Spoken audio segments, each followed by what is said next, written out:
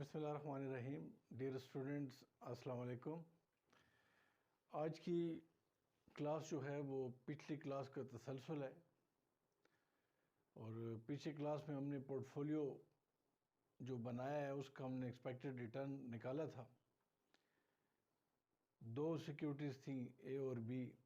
आज हम एक एग्ज़ाम्पल करते हैं और उस एग्ज़ाम्पल का मकसद सिर्फ ये है कि जो सिक्योरिटीज़ हैं उसका हम एक्सपेक्टेड रिटर्न भी निकालें, लेकिन उसका रिस्क भी निकालें कि जब हम पोर्टफोलियो बना रहे हैं तो हमारा मकसद पूरा हो।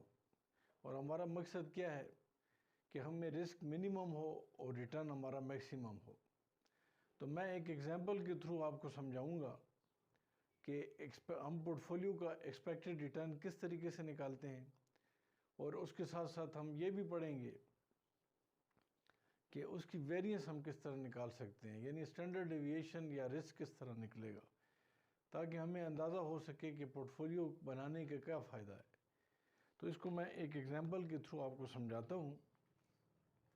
तो इस एग्जांपल में फ़र्ज़ करते हैं कि एक शख्स है, मिस्टर ए है। Mister A invested 1 lakh rupees in the stock market। Mister A ने 1 लाख रुपए स्टॉक मार्केट में लगाया। He selected two securities. He selected two securities, A and B.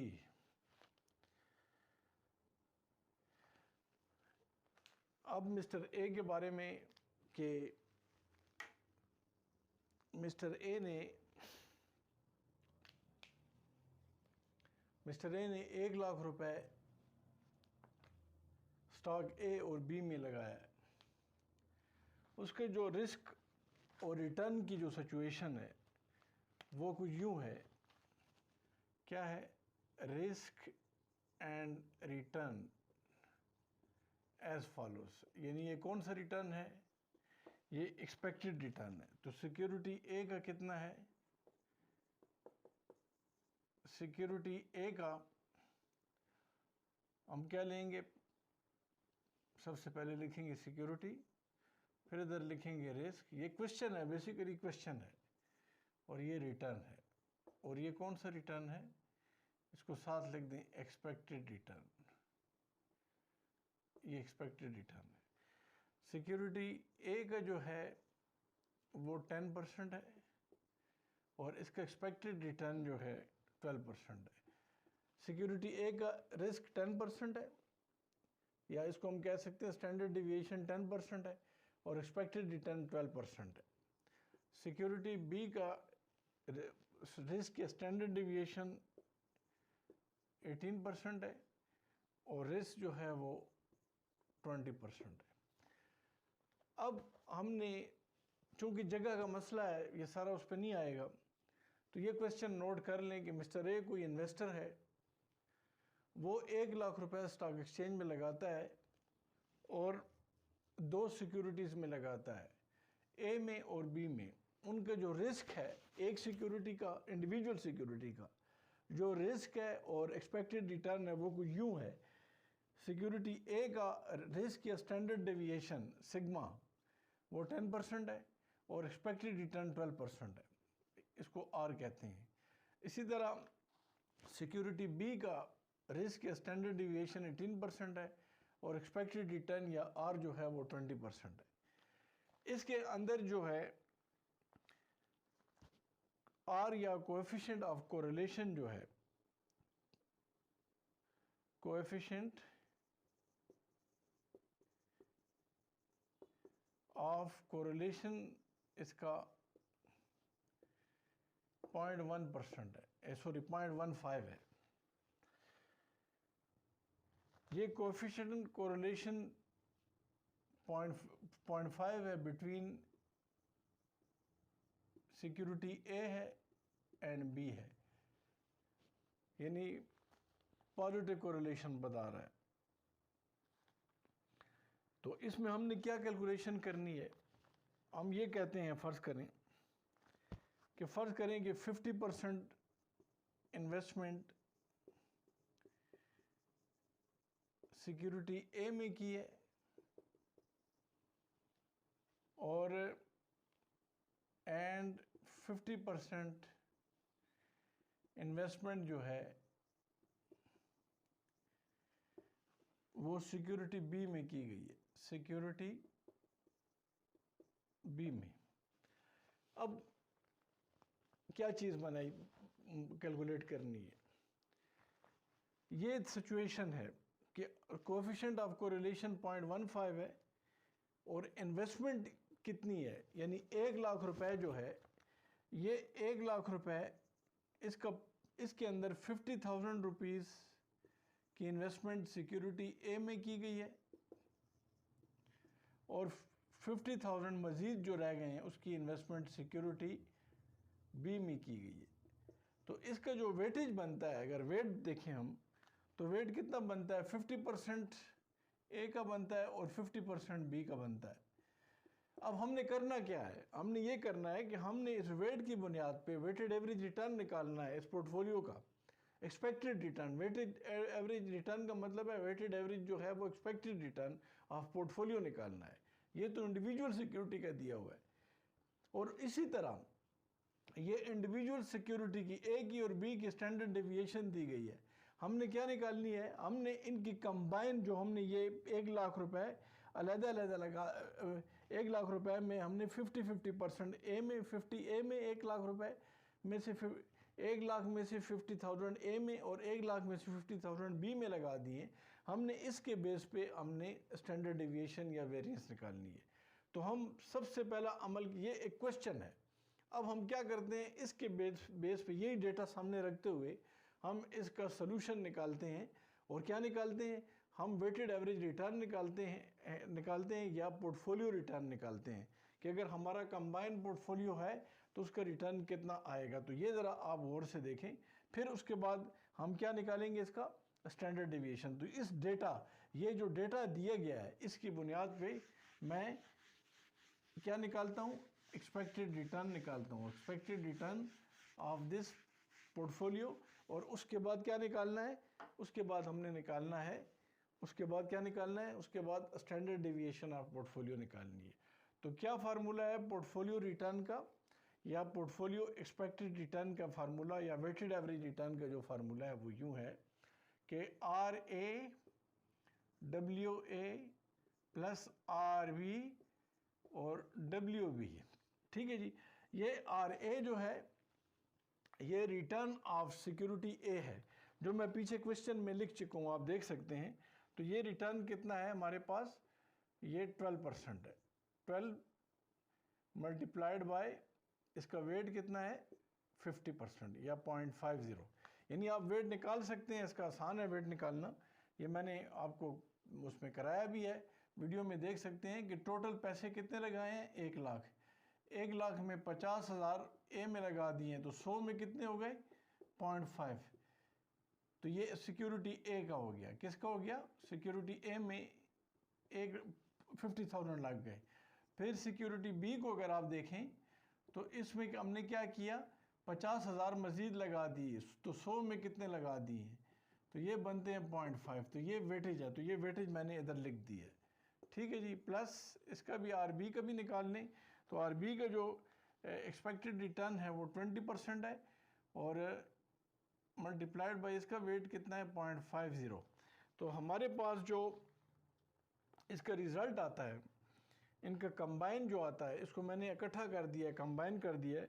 ये बनता कितना है, पोर्टफोलियो रिटर्न या पोर्टफोलियो एक्सपेक्टेड रिटर्न 16% बनता है। इसको 12 मल्टीप्लाइड बाय 0.5 करें प्लस 20 मल्टीप्लाइड बाय 0.5 करें, तो आपके पास क्या आंसर आता है, इनका कंबाइन आप सम ले लें सोल्यूशन उसका 16% आता है। तो पोर्टफोलियो एक्सपेक्टेड रिटर्न जो है, या इसको आप कह सकते हैं वेटेड एवरेज रिटर्न जो है उनका कितना आ रहा है, 16% आ रहा है। ये फार्मूला है, सिंपल फार्मूला है कि आर ए 12% सिक्योरिटी ए का वेट ऑफ ए सिक्योरिटी या सिक्योरिटी ए का वेट 0.5, तो उसको मल्टीप्लाई किया और फिर आर बी का डब्ल्यू बी यानी आर यानी सिक्योरिटी बी का return expected return, security B का एक्सपेक्टेड रिटर्न, सिक्योरिटी बी का वेट, इसको मल्टीप्लाई किया तो उन दोनों का टोटल करके जमा कर दें, उनको प्लस कर दें तो 16% आ रहा है।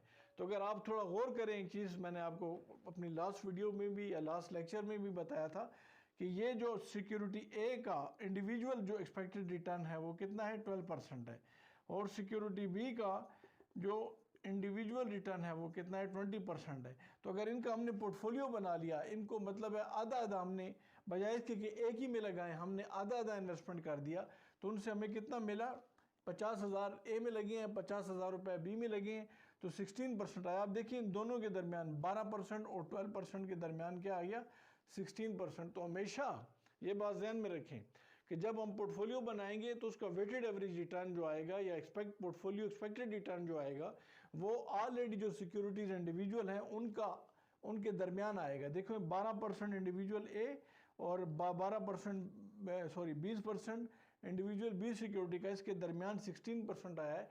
यानी अगर हम बजाय इसके कि सिक्योरिटी ए में सारे पैसे लगाएं या सिक्योरिटी बी में सारे पैसे लगाएं, हमने क्या किया, 1 लाख रुपए एक में लगाने के बजाय दोनों में लगा दिए, सिक्योरिटी ए में 50,000 आधा और सिक्योरिटी बी में 50,000 आधा, तो उन दोनों को मिलाने से जो रिटर्न कमाया वो 16% आ गया। तो यहाँ तक उम्मीद है आपको क्लियर हो जाएगा।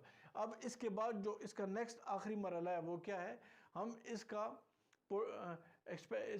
हम स्टैंडर्ड डिविएशन निकालते हैं या पोर्टफोलियो रिस्क निकालते हैं। पोर्टफोलियो जो है कि रिस्क कितना आता है हमारा, हमने जो पोर्टफोलियो बनाया है कि 50,000 ए में लगाएं और 50,000 बी में, तो इसमें रिस्क कितना आया है। तो अभी हमारी क्योंकि बोर्ड पे और जगह नहीं है तो इसी पे मैं इसको मिटा के अगला इसका पोर्शन करता हूँ ताकि ये क्वेश्चन का जो आंसर है वो हम कंप्लीट कर सकें।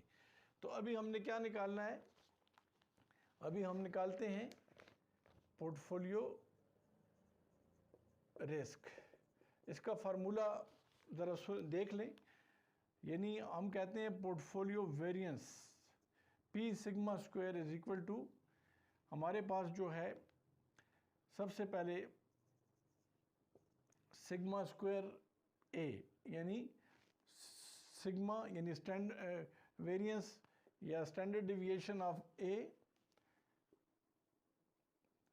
प्लस ऑफ ए और साथ इसको मल्टीप्लाई किया weight of A security whole square, इसी तरह variance of B security multiplied by weight of B security whole square, ठीक है जी, ये फार्मूला है, प्लस 2 वेट ऑफ ए जिसको डब्ल्यू ए कहते हैं, वेट ऑफ बी, फिर क्या करेंगे ब्रैकेट में correlation R correlation between A and B, ठीक है जी, मल्टीप्लाइड बाय करेंगे इसको standard deviation A multiplied by standard deviation B. तो ये हमारे पास क्या आ जाएगा, ये हमने इससे पोर्टफोलियो की वेरिएंस निकालनी है और उसके बेस पे फिर उसका स्टैंडर्ड डेविएशन निकालना है। तो हमारे पास यहाँ पर जो 10% है ये आप देख सकते हैं लास्ट, अगर उसको जो हमने किया है इसमें मैंने क्वेश्चन लिखा है तो उसमें रिस्क जो सिक्योरिटी ए का है वो 10% है। तो इसका होल स्क्वायर हम ले लेंगे, इसका वेट जो है 0.5 है, इसका भी होल ले लेंगे। यहाँ पर इसका जो है इसका कितना है, इसका 18% है, इसका भी होल स्क्वायर ले लेंगे। इसका वेट जो है 0.50 है, इसका भी होल स्क्वायर ले लेंगे, प्लस 2 ये 2 लिख देंगे, W A 0.5 weight of A 0.5 है, फिर W B weight of B 0.5 है, और फिर इसको हमने क्या करना है, इसको हमारे पास ये जो कोरिलेशन है, कोरिलेशन कितना है 0.15 है, correlation between A and B 0.15 है, मल्टीप्लाइड बाय स्टैंडर्ड डिविएशन 10% है। स्टैंडर्ड डिविएशन ए की या रिस्क जो है इंडिविजुअल सिक्योरिटी का जो मैंने क्वेश्चन में लिखा है और स्टैंडर्ड डिविएशन ऑफ बी वो कितना है हमारे पास 18% है। ये 18 इधर मैंने लिख दिया। अब इसको हम थोड़ा आसान करते हैं, थोड़ा क्लियर करें। तो इससे क्या आता है, इम्प्लाइज दैट ये कितना आता है, इन दोनों से जो आ रहा है ये 25 है, प्लस इन दोनों से 81 आ गया, प्लस इससे जो आता है वो 13.5 आया। तो इन सब को मल्टीप्लाइड करें तो हमारे पास जो वेरिएंस आ गई वो कितनी आ गई है, 119.50। ये वेरिएंस आ गई है, ये वेरिएंस है, ये स्टैंडर्ड डिविएशन अभी निकालनी है। ये पोर्टफोलियो सिग्मा स्क्वायर है। तो ये अगर हम इसका पोर्टफोलियो स्टैंडर्ड डिविएशन निकालते हैं तो वो पी स्टैंडर्ड डिविएशन। अच्छा, तो ये पोर्टफोलियो स्टैंडर्ड डिविएशन निकालनी है। तो पोर्टफोलियो स्टैंडर्ड डिविएशन हम किस तरह निकालेंगे कि इसका रूट ले लेंगे, ये वेरियंस का 119.50, तो ये इक्वल टू 10.93% अप्रॉक्सीमेटली बनता है। अगर आप गौर करें तो हमने ये पोर्टफोलियो का स्टैंडर्ड डिविएशन निकाला है। इससे पहले जो हमारे पास स्टैंडर्ड डिविएशन आया था, आपको याद होगा मैंने क्वेश्चन में लिखाया है, तो portfolio standard deviation of security A जो है वो 10% है और सिक्योरिटी बी जो है वो 18% है। जबकि सिक्योरिटी ए का 10% स्टैंडर्ड डिविएशन है, रिस्क है, और सिक्योरिटी बी जो है उसका स्टैंडर्ड डिविएशन जो है वो 18% है। ये क्वेश्चन में गिवन है। हमने जब इन दोनों को कंबाइन किया, यानी सिक्योरिटी ए और बी में 50-50 हज़ार रुपये लगा दिए हैं तो पोर्टफोलियो बना लिया है, तो उससे जो कंबाइन रिस्क है वो कम हो चुका है, 10.93% हो गया है। इसका मतलब है कि हमने 10.93% पे जो रिटर्न कमाया है वो 16% है। तो यहाँ पर हम ये कह सकते हैं, कि ये मार्कोविट्ज़ थ्योरी क्या कहती है, मार्कोविट्ज़ थ्योरी ये कहती है कि जब आप सिक्योर डाइवर्सिफिकेशन करते हैं तो आपका टोटल जो रिस्क है वो कम हो जाता है और आप कोशिश करते हैं कि आप रिटर्न को बढ़ाएं, लेकिन उसके लिए ज़रूरी है कि आपका कोरिलेशन भी नेगेटिव हो।